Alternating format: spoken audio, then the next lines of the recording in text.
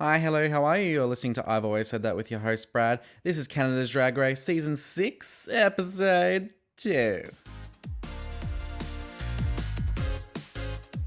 Alright, so coming off the bat of a fabulous premiere, these group of queens and artists absolutely brought it to the nth degree. I've had so much fun on that premiere. It was so good, so entertaining.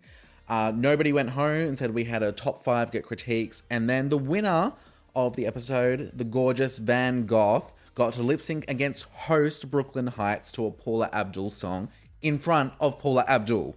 Like, it was just so fun. And I think it was just like the best introduction to a season you could have. So my vibes are high. I'm so excited for this fucking so talented group. Let's just get right into it. So they all come in after Van's win. They're all chatting. Once again, a big fuck you to all the haters of Van and there that didn't think she deserved to be in the top because she fucking ate and she took it. She's an icon, she's a legend, and she is the moment. They're all chatting and then Sammy sees it in the distance. Look! The beaver! The golden beaver. It's back, baby. It is indeed back. So this brings in such an interesting dynamic. This is why I love Canada's Drag Race, because it's just like, it brings in the alliances, the strategy, the who knows who and what knows what, like who's going to do what. Can you really trust people? That's what I love, and it's getting brought into it, and I can't wait to see it. And especially because I think a lot of them know each other from like the biggest cities. I think like Vancouver, Toronto, Ottawa, those kind of places. A lot of them work together, have known each other for a while. So it's going to be interesting to see if that plays into it, to see if the queens from like from smaller cities, like what their stance on it is going to be and everything. So it's very exciting. Van says she wants to get to know Dulce and she just has a bit of a bitchy personality, and just from now on to call her out and like, let's just move forward. And I'm like, that is the correct way to handle the situation. Like, yes, you could acknowledge, like, I've got a bitchy personality. It is fun. It is fresh. Like, that's just how I communicate, especially, like, in the drag world. But, like, we're sisters here. Let's get to know each other. I think that was handled really, really well. Dulce accepts it and she wants to get to know her.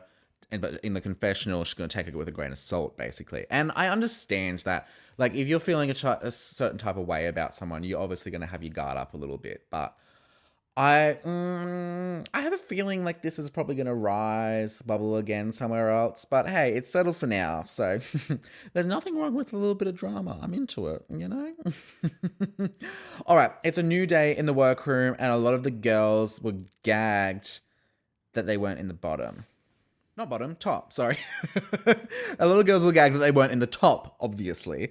And I think everyone, like, especially in the first couple episodes of every season, like, they're feeling themselves. They're like, I'm on Drag Race. I'm that bitch and I'm going to win the crown. So everyone's like, of course I deserve to be in the top. So it'll be interesting to see how Drag Race is a psychological warfare. So it'll be interesting to see whose psyche gets broken down the fastest.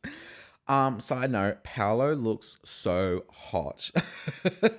Fresh blowout. Like, where is she getting these blowouts? Is she giving them to herself? Oh my God. And she's like, I just want to have sex with everybody here. She's such a vibe. I enjoy her so much. And then who comes into the workroom? None other than Carson Kressley.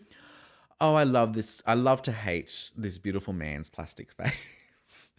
He's in Canada. I wonder if he's the new Brad Goreski. Like, he said he's going to be sticking around for a while. So is he taking a step away from the American franchise? Is he doing both?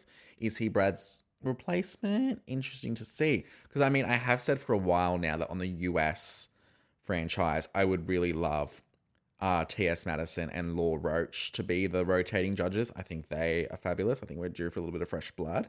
So if he comes to Canada, I think that makes sense. Like, I'm okay with that.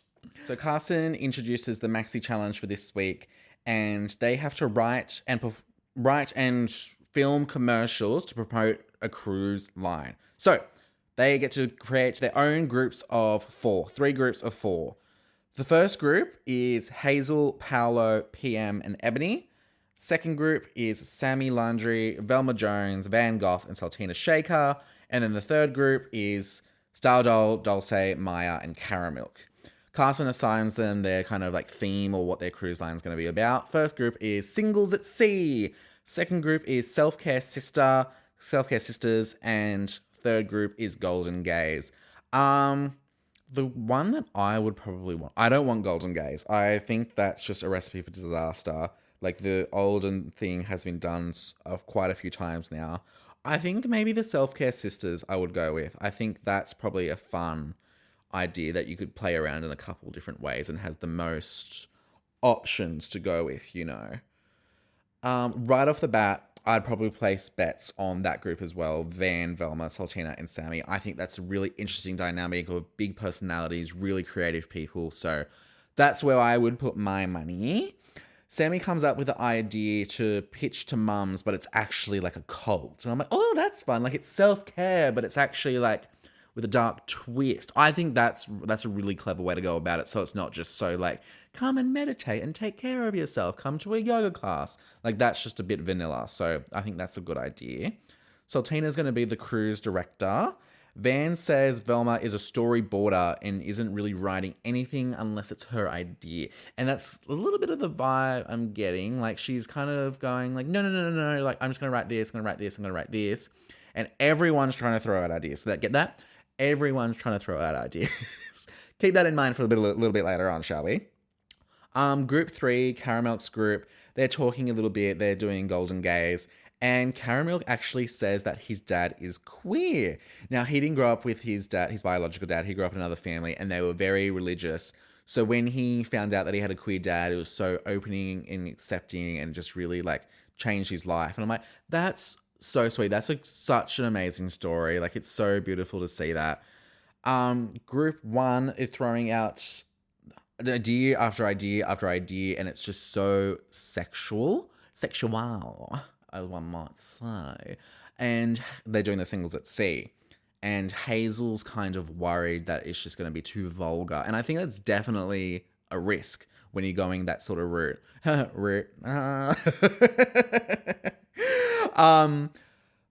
I think it's good to like maybe throw in like a joke here or there, but if you're having like every scene just be like this over the top sexual joke, then it's kind of just being a bit like, oh, you're taking it too far. Anyway, they're filming with Carson in the iconic big green screen room. First up, Group 1, Singles at Sea. Like I can't remember who said it. I think it's like all of them. So single and sad, you just want to get bread. And I'm like, that's funny. If that was a line on its own and then kind of went into something else, I think it looks really crazy. It's really good and clever. But because I think it's paired with like a lot of sexual stuff, it's kind of just like, oh, not great. Paolo looks crazy and she's doing this really high pitched voice. Ah!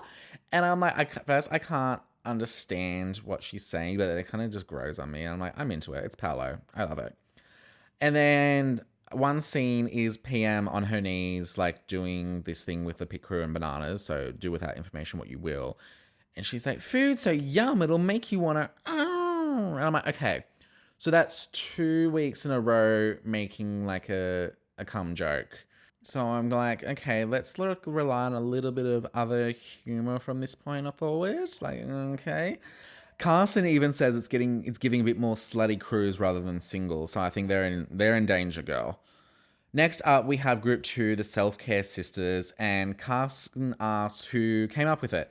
And they're like, everyone contributed, and then like they're all kind of saying, yeah, we all did this. But Velma's like, no, like it's all my ideas.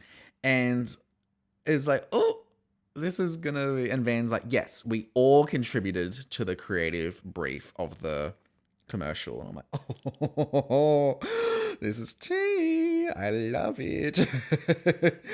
Because of this little bit of drama, Sultina struggles just right at the start, but she gets it together, and I think she gives a really good performance as the cruise director, like this kind of cult leader. She's kind of got that dead behind the eyes look that I think is really great for this. Velma and Van clashing a little bit, but like not communicating very well, but they still get it done, and they do a really great job.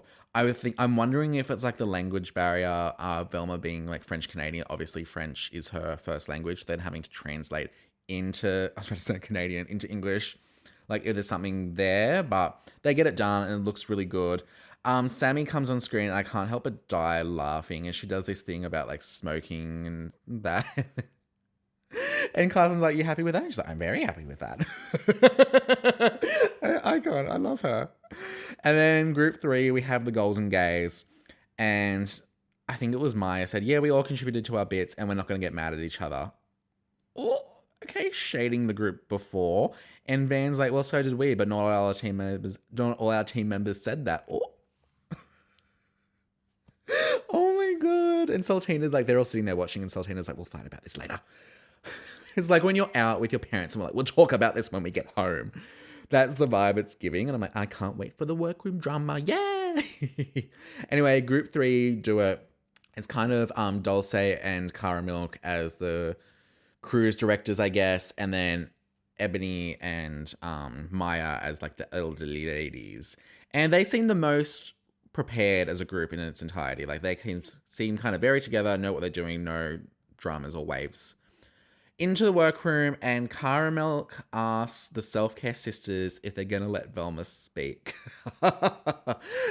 These group of girls are great. They're all just like, here's the pot. I'm going to stir it, and I'm going to stir it hard. Velma says, like, what I thought, that it was, like, lost in translation, and it was just what Van's recount of it wasn't what she meant to say. Van says what she heard, and which I agree with. Like, Velma said that she came up with it all. It was all her ideas. And Velma says no. So I think it definitely was a misspeaking on Velma's part. Side note, I fuck with Van's Greek coat so bad. It's so hot. I want it. Please, where the hell did you get that from? Anyway, the queens all start to get ready and they're talking about families and such. And Dulce shares that she actually left her family when she was 16, immediately got emancipated because she was like suffering from physical abuse from her family. And I'm like, fuck, like, it's stories like this that just like you hear time and time again, and it's just a gut punch each and every single time. She says they walk past each other at like the grocery store and they just have to ignore each other and pretend like they don't know each other. I'm like, holy fucking shit. That is so rough to see. Like, she is such a strong and amazing performer, like coming out of this. And because they were talking about families, and it's like, so you need to value the people around you, whether they're chosen or biological, like, they are the people you're close with. You need to cherish them. I think that was a really beautiful story from Dulce, and so brave for sharing that, especially so early on with basically a group of strangers. Anyway, let's get into the runway. Category is In the Shadows. First up is Van Gogh, and she's giving us this like scary like teddy bear moment, but it's a half and half, like pink and purple. She's got 2 heads. My thing with the half and half is so often it can go wrong unless it's done well. Look back at the Slasian Royale in the Philippines, and they sort of did not a half and half, but like multiple face, and a lot of them had masks and such, and it just wasn't giving their other face.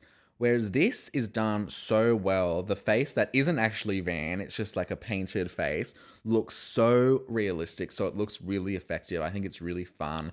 It's like cute and cuddly, but like spooky in the best way. Giving 5 Nights at Freddy, I think this, a phenomenal look from her. I think this is great. And also such like a change from the glamorous like beauty of the ear gown last week. So we're seeing versatility. I like it. Next up, we have Sultana Shaker, and she is in this like sort of white gown with all this like bedazzled blood seeping through. And it's actually because she was in a car accident when she was younger, and she has all these scars on her body, which she was always like embarrassed about, didn't want anyone to see. But now she finds beautiful, and they're a part of her in the story. Like, really beautiful story. I love this like bedazzled blood against the white sheerness of the outfit she's wearing is just so effective. She looks really cool. And then, this is criminal of whoever decided this lineup to have Sammy Landry come out next, because she is a deer that's been hit by a car. She's wearing this massive fuck off coat, and she opens it up to this like red dress, and the coat's lined red. So it's like the flesh and blood of the deer. And she's wearing this fucking deer head with these big like injected lips. And I'm like, this is so cunt. This is so camp. Like, I'd expect nothing less from her. 10 out of 10. This is amazing.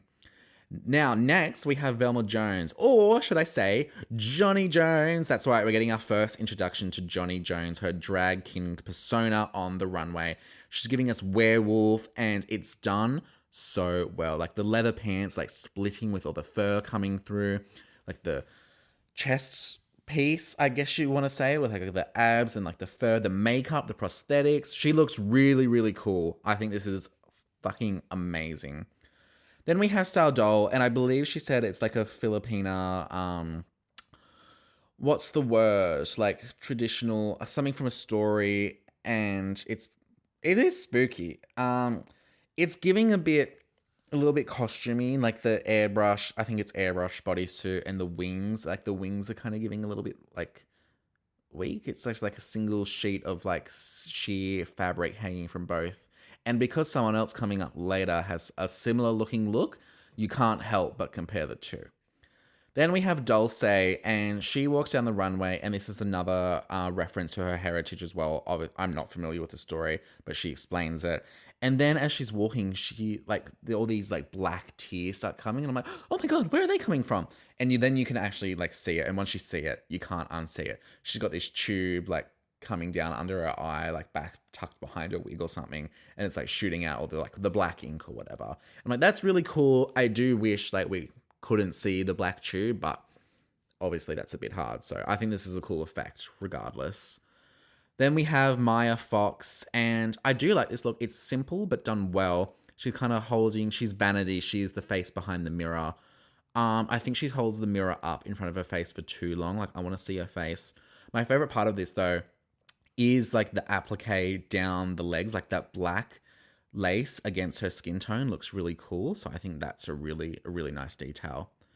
Then we have Caramilk, and this is the look I was talking about that's like kind of similar to Star Dolls. And this one is just, look, I'm sorry, it's above and beyond. She's giving Bash, like the detailing, and the wings are crazy. They're so phenomenal. And she says like she's in so much pain walking down the runway in this. And I don't blame her. It looks pretty painful, but it looks incredible. Like phenomenal. Definitely in the shadows vibes. And then we have the legend, Paolo Perfection. And what is she wearing? A trash bag.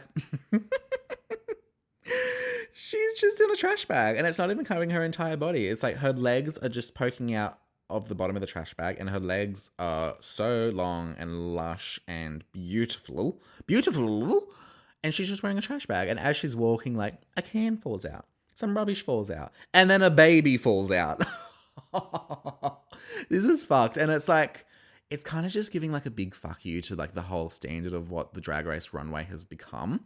And I'm kind of here for it. Like, you can't get away with this every episode, I don't think. But this, I think is so smart. And I get it. I get what you're doing, Paolo.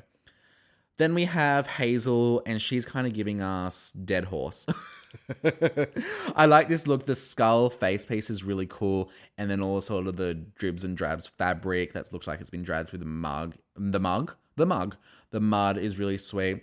I do wish there was more of that like boniness, like all over the look. That's like to tie in with the face piece. That's my only thing. But her makeup under the face piece as well is also really cool. So props to that as well.